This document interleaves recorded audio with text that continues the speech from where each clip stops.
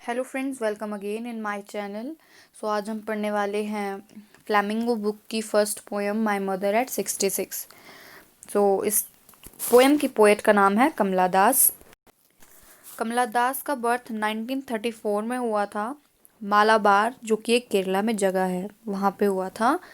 और उनकी डेथ 2009 में हुई थी। सो ये कुछ ज़्यादा मैटर नहीं करता है कि उनका बर्थ कब हुआ, डेथ कब हुई, कहाँ पे हुआ। एंड पोएट के बारे में कुछ ज़्यादा आता नहीं है, इसलिए मैं इसे स्किप कर रही हूँ। तो अगर क्वेश्चन पोएट से रिलेटेड कुछ आता है तो वो यही आता है, name of the poem and name of the poet. तो हम अपनी पोएम स्टार्ट करते हैं। Driving from my parents home to Cochin last Friday morning.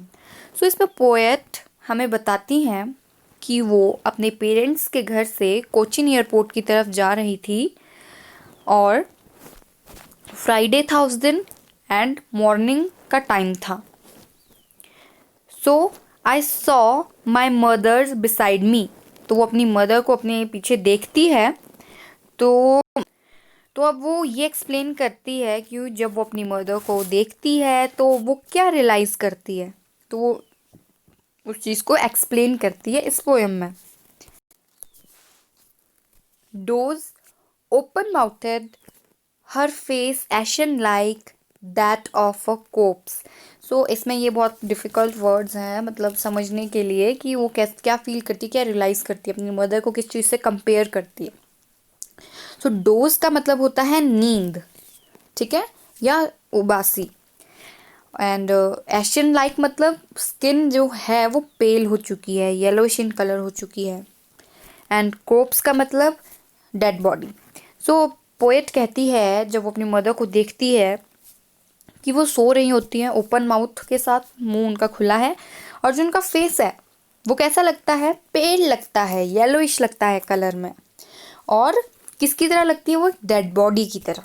जैसे मैंने बताया कि कोप्स का मतलब डेड बॉडी होता है, तो उन्हें वो बिल्कुल डेड बॉडी की तरह लगती है, क्योंकि उनकी बॉडी में फ़िलहाल कोई मूवमेंट नहीं हो रही होती है, वो सोई हुई हैं। ठीक है। So next, and realized with pain that she was as old as she looked. सो वो रियलाइज़ करती है इस पेन को कि जो उनकी मदर है वो धीरे धीरे ओल्ड होती जा रही है। नॉर्मली वो एज्ड है, वो ओल्ड ही होंगी, लेकिन वो रियलाइज़ क्यों करती है इस पेन को, क्योंकि उन्हें खोने का डर है अपनी मदर को। उनके मन में अपनी मदर को खोने का डर है। ठीक है। इंसान एज्ड हो रहा है, इसका मतलब है कि वो अपनी ज़िंदगी के अंतिम चरण में है। दैट मीन्स वो अपनी लाइफ के एंड पॉइंट में है, डेड लाइन पे है। तो वो इसी चीज़ का उन्हें दुख है, तो वो इसी पेन को रियलाइज़ करती है। Next, but soon put that thought away and looked out at young trees sprinting and Mary children spilling out of their homes. तो अब क्या है, पोएट इन सब चीज़ों से ध्यान हटाती है और फिर वो बाहर एनवायरनमेंट की तरफ ध्यान अपना लगाती है। तो वो बाहर देखती है कि यंग ट्रीज़, बिल्कुल जो भी न्यू ट्रीज़ है वो स्प्रिंटिंग कर रहे हैं। स्प्रिंटिंग यहाँ पे और डिफ़िकल्ट वर्ड्स है, लाइक स्प्रिंटिंग। स्प्रिंटिंग मतलब होता है दौड़ना। एंड मैरी मतलब हैप्पी, एंड स्पिलिंग मतलब जिस कोई भी लिक्विड या फिर पानी के छलकने को स्पिलिंग कहते हैं। तो वो कहती है पोएट कि जब मैं अपने गाड़ी से बाहर एनवायरनमेंट की तरफ देखती हूँ तो उन्हें ऐसा लगता है कि ट्री दौड़ रहे हैं, but this is impossible. Tree दौड़ नहीं सकते हैं। लेकिन उन्हें ऐसा क्यों लग रहा है, ये हम भी देखते हैं। मैंने भी बहुत बारी ये चीज़ देखी है, एंड आप लोगों ने भी देखी होगी। जब हम ट्रैवल करते हैं तो हमें ऐसा लगता है जो ऑब्जेक्ट हमारे बाहर है, हम किसी भी चीज़ में ट्रैवल कर रहे हैं, बस, कार, ट्रेन, सो ऐसा लगता है कि वो चीज़ दौड़ रही है ना, वो चीज़ चल रही है, बट ऐसा होता नहीं है। तो बस उन्हें भी ऐसे लग रहा है, वो कार में है, कि ट्रीज़ है वो दौड़ रहे हैं। बट इसका एक सिंबॉलिक मतलब ये है ट्री के दौड़ने का, स्प्लिंटिंग करने का। ट्रीज़ के स्प्रिंटिंग करने का मतलब ये है कि टाइम बहुत जल्दी जल्दी बीत रहा है। एंड नेक्स्ट वो कहती हैं कि मैरी चिल्ड्रन स्पिलिंग मतलब बहुत खुश चिल्ड्रन है। मैरी मतलब हैप्पी। तो खुश जो बच्चे हैं सारे के सारे, वो जिस तरीके से लिक्विड छलकता है उसी तरीके से वो लोग भी बहुत जॉय के मूड में है, बहुत अपने घरों से बाहर आके खुश है, वो खेल रहे हैं। ठीक है, उसके बाद अब क्या है, वो एयरपोर्ट पहुंच जाती है नेक्स्ट लाइन में। But after the airport security check standing a few yards away. तो वो एयरपोर्ट पहुंच गई है, तो उनकी मदर बहुत कुछ यार्ड्स पीछे है, डिस्टेंस पीछे है वो अपनी बेटी के। तो अब वो वापस बताएंगी कि उनकी मदर कैसी लग रही है। ठीक है, so I looked again at her. वो वापस से उनकी तरफ देखती है। One pale as late winters moon.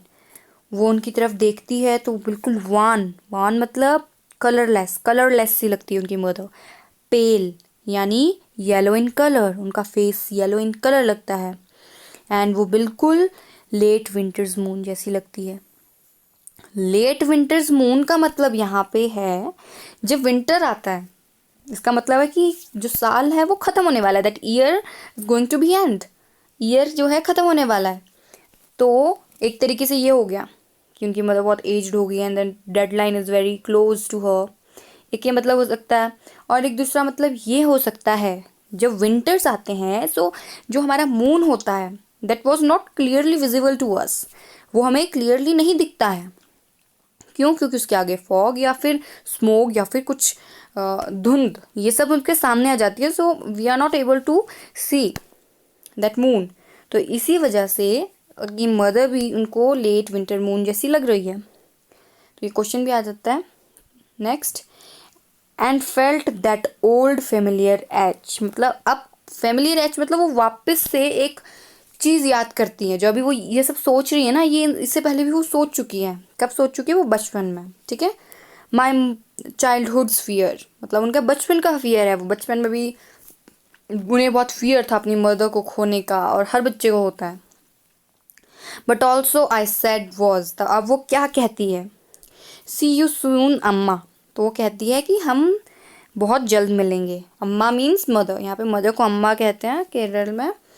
And all I did was smile and smile and smile. तो वो क्या करती हैं, जाते जाते जस्ट स्माइल करके जाती हैं। वो मतलब वो ये कहना चाहती है कि हम वापस से मिलेंगे।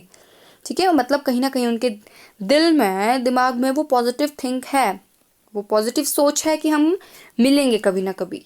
तो ये जो पोएम है हमारी कंप्लीट होती है। तो इस पोएम को मैं वापस से बता देती हूँ, रिपीट कर देती हूँ कि इसमें पोएट है जो हमें अपनी मदर की यहाँ पे मदर को एक्सप्लेन करती है। जो पोएट वो दो पार्ट्स में करती है। पहला जब वो कार में होते हैं और जब उनकी मम्मा सो रही होती है तो उन्हें वो बिल्कुल डेड बॉडी की तरह लगती है।